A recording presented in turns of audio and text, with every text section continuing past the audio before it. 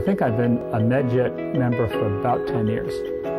I wanted to be sure, especially in the last few years, that I could go home to the doctors that were my doctors, who knew me, who understood my condition, who had treated me previously, and then we wouldn't have to reinvent the wheel with some new doctor someplace.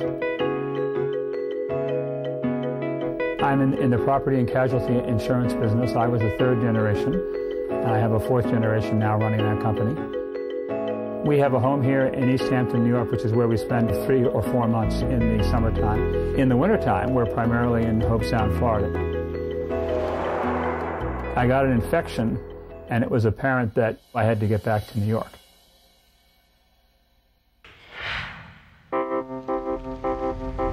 It was quite an amazing experience. We were sitting in George's hospital room, and down the hallway came these 2 people who looked a little bit like astronauts and did all of the work, the transfer work.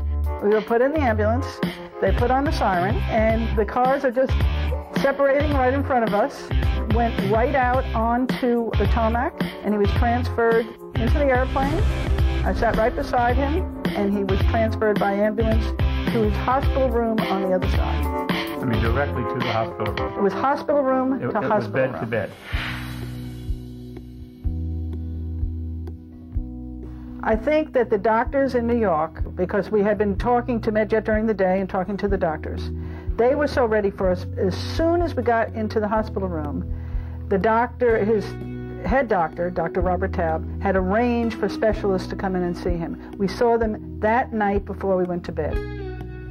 So before you leave your hospital where you happen to be when you get sick, they want to be sure that you have a room assigned to you at the other end, which makes huge sense. To me, what Medjet does and did for us is made distance disappear.